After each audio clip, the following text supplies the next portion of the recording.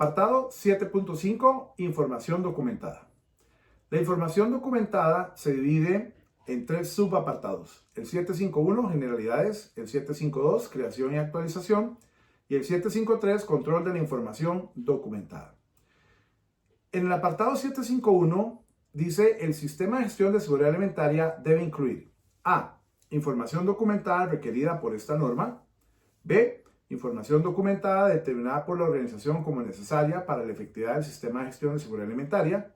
Y C. Información documentada de requisitos de inocuidad requeridos por autoridades reglamentarias, regulatorias o de cliente. En este sentido, para identificar cuál es la información documentada requerida por la norma, tenemos que entender que cuando en la norma aparece en alguno de los apartados aparece la frase mantener información documentada, ahí se nos está mencionando que ese apartado requiere de algún tipo de documento, una política, un procedimiento, un formato, etc.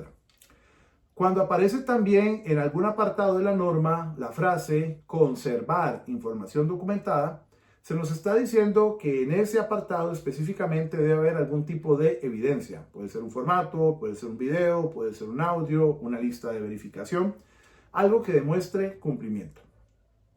También se habla de cualquier otra información que la organización considere necesaria para efectuar sus actividades. Podrá ser también información documentada del sistema. Y por supuesto el cumplimiento legal y regulatorio que hayamos identificado que aplica a nuestra organización también será información documentada. En el 7.5.2, que habla de la creación y la actualización de la información, el sistema de gestión debe asegurar que todos los documentos tengan una identificación única.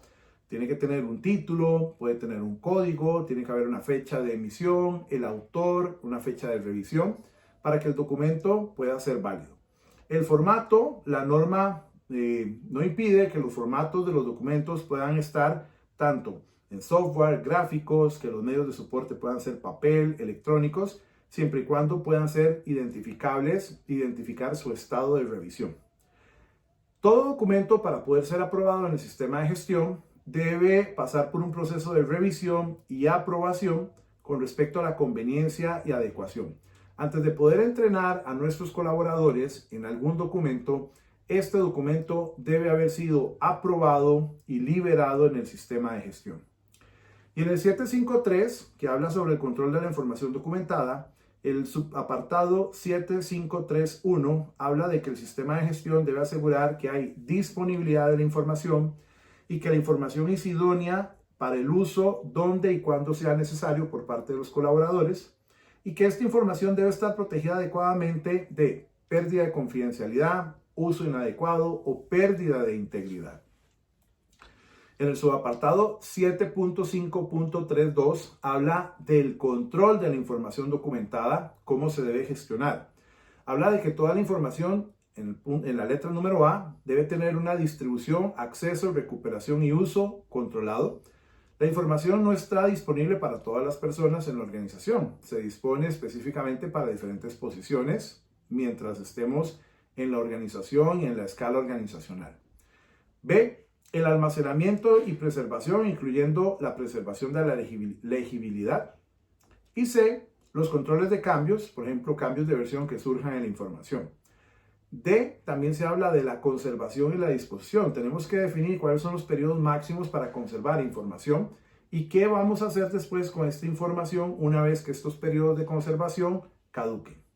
También la norma habla de que la información externa que es necesaria para la organización y necesaria para la planificación y la operación del sistema de gestión de seguridad alimentaria debe ser identificada y controlada apropiadamente. Por ejemplo, una especificación de un cliente, que no es un documento que nosotros creamos, sino que lo crea el cliente, podría cambiar en el futuro.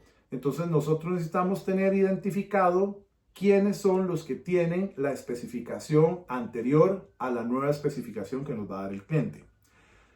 Por ejemplo, los cambios en una norma. Las normas ISO cambian cada cierto periodo de tiempo. No controlamos esos cambios y nosotros debemos entender quién en la organización tiene la versión anterior de la norma ISO para poder reponerla con la nueva versión. Entonces, toda la información de origen externo que nosotros no creamos o no modificamos, también debemos tenerla controlada en nuestra organización para saber que siempre vamos a trabajar con los documentos actualizados. Finalmente, la información documentada debe conservarse como evidencia de conformidad y debe ser protegida de alteraciones no intencionadas.